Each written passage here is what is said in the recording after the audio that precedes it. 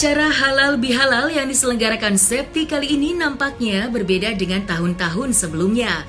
Karena halal bihalal tersebut ia rasakan dengan kesedihan yang mendalam tanpa sang suami tercinta, Putra Siregar. Apalagi selama ini di setiap helatan akbar yang selalu menemani dirinya hanyalah sang suami bersama dengan anak-anaknya. Sambil mengingat momen-momen tersebut, Septi mengakui jika sambutan di acara halal bihalal tersebut membuat dirinya merasa sangat sedih dan hampir menangis. Lantaran yang biasa sambutan hingga menerima tamu adalah sang suami. Sedangkan kali ini ia yang harus melakukan itu semua sendiri tanpa suami tercinta. Lantas, seperti apakah curhat Septi terkait sang suami di momen halal bihalal tersebut? Acara halal bihalal itu sebenarnya udah kita rencanain pas Ramadan, setelah Ramadan, lebaran keberapa. Berharap ya kita sama Bang Putra, tapi sekali ini kita ternyata nggak sama Bang Putra. Dan teman-teman ternyata masih mau datang, dan itu sangat mensupport kita selalu ya. Mereka dalam kondisi apapun mereka masih support. Itu teman-teman kita yang datang lagi. Halal bihalal tanpa Bang Putra rasanya ya sedih. Karena tadi waktu saya sambutan aja kayak mau nangis. Harusnya yang ada di samping saya Bang Putra. Biasanya yang ngelayanin tamu Bang Putra, tapi sekarang saya harus gantiin posisi suami saya. Sedih gitu, karena nggak bisa sama suami. Terus anak-anak saya juga lagi pada sakit, 2 orang, Asifa sama Khalid. Kan anak-anak deket banget sama ayahnya. Sakit karena kangen, bisa dibilang gitu? Bisa dibilang gitu, karena pas dia ketemu karyawan aku cowok, itu dia pengen peluk terus. Peluk terus. Dikiranya ayahnya.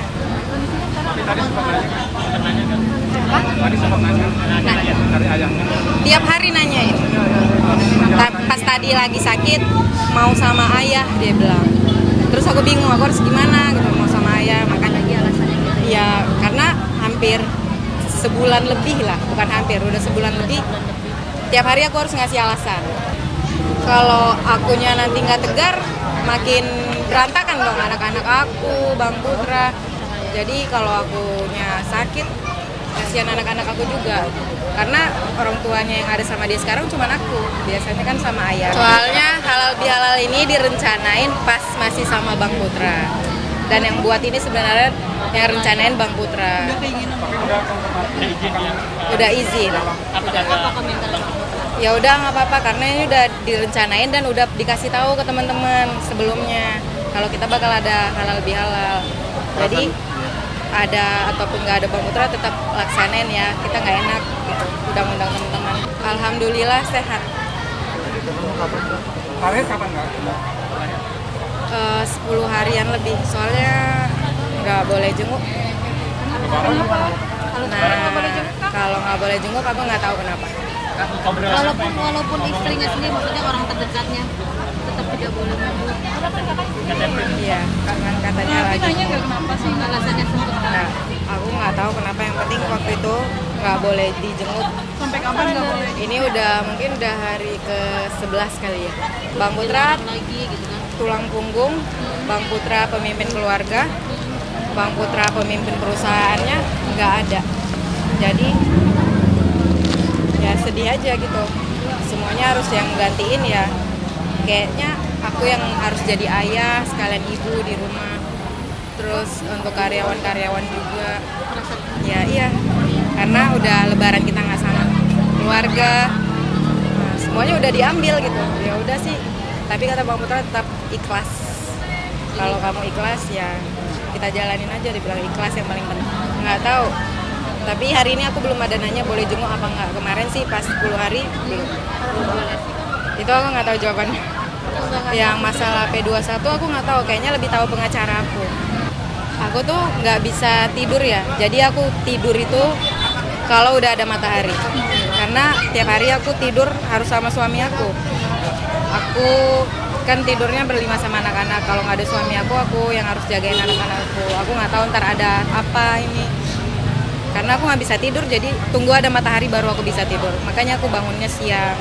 Lebaran tanpa suami ya sepi kan, sama mau lebaran gak lebaran tetap aja sepi.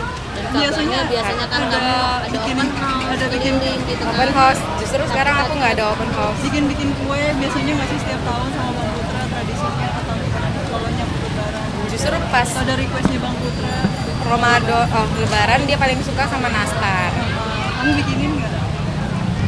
Bikinin. Kalau nastar yang kesukaan dia, nastar sama lontong kesukaanku. Ya suka karena kan itu lontong kesukaannya, kue kesukaannya. Dibagi sama teman-teman satu sel. Berapa satu sel berapa orang? Ada 16 orang. Antarnya Dengan ukuran berapa? Ukurannya kalau nggak salah 3x3 atau 2x3. Ukurannya kecil. Dia 16 orang. Katanya pas hari pertama hari kedua dia kalau tidur itu duduk. Terus kalaupun baring itu gantian. Kayaknya udah kurang 2 orang. Cuman kan dia ada yang keluar masuk gitu. Takut ada pertanyaan-pertanyaan lain sama Bang Putra nggak ngerasain lebaran, jadi aku nggak mau juga ngerasain lebaran. Aku pengen sama apa yang dia rasain, makanya aku nggak mau open house. Ngeluh ya, dia lebih orang yang nguatin Riko ya, Justru malah karena justru kalau bukan Bang Putra yang nguatin Riko, dia sampai bilang kalau nggak ada aku di sini, Riko bisa stres, bisa kayak orang gila bunda, dia bilang. Justru dia yang selalu nguatin Riko. Ada mamanya tiap hari ke rumahku nangis. Terus apalagi dengar lagu Terhukum Rindu. Nangis itu Terhukum Rindu itu ya kisah tentang Bang Putra yang nggak bisa ketemu keluarganya, nggak bisa ketemu saudara-saudaranya, teman-temannya. dan itu kabarnya lagu dari Mas Enzo. Enggak. Gimana sih ceritanya? Jadi Terhukum Rindu itu yang nulisnya Bang Putra. Kalimat Liriknya lah ya. liriknya yang dia kirim surat ke aku. Lalu diproduserin sama Manji. Dan karena Terhukum Rindu itu liriknya itu kayak pas banget sama Andika Kangen Band, jadi aku minta tolong yang nyanyiin itu Andika Kangen Band. Produsernya Dunia Manji di dalam sel, dalam kolom. Jadi sempat surat yang ke Septi ke Tara juga nggak sih posting di Instagram? Iya. Di Hati Bang Putra Isi Hati Bang Putra. Sedih, bahkan waktu Bang Andika rekaman, aku dari pagi sampai malam muter lagu itu. apa ya? Ya, aku ngerasain kangen sama suami aku. Dia di situ juga mungkin karena ngebelain temennya, aku ngerasa kayak dia nggak pantas di situ. Jadi aku kayak benar-benar ngerasa kehilangan, terpukul. Dan yang paling terpukul ya anak-anak aku. Karena memang selama ini tidak pernah bisa dari Nggak pernah bisa sama ayahnya. kalau bareng-bareng.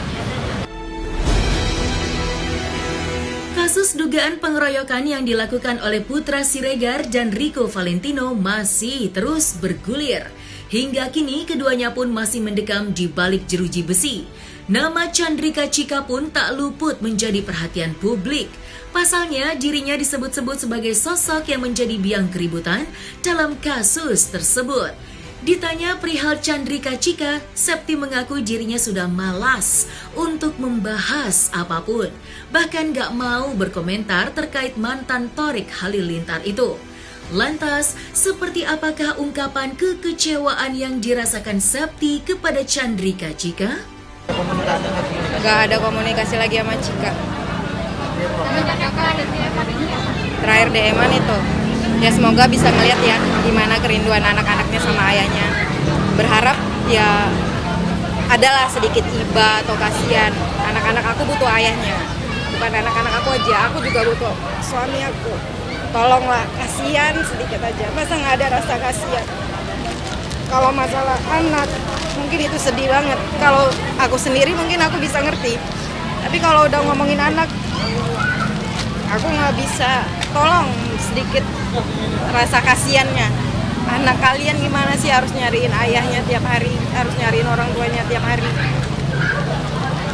Semoga ya dengan mereka melihat kebuka hatinya gitu.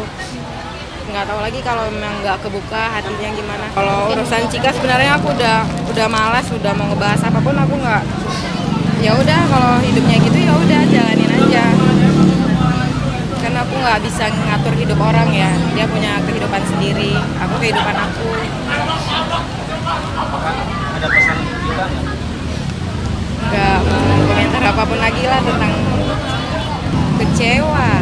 Ya kecewa karena pasti suami aku berarti masih lama di sana. Semakin dia mundur, suami aku bakal semakin lama. Kenapa sih dia udah sering banget dipanggil tapi selalu nunda minggu depannya, nunda lagi minggu depannya gitu. Berarti suami aku diperlama. Harusnya gitu. Merasa dipermainkan Kak?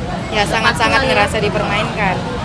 Harapannya ya kan kita udah lebaran, cobalah untuk saling memaafkan, saling peduli, saling memanusiakan manusia.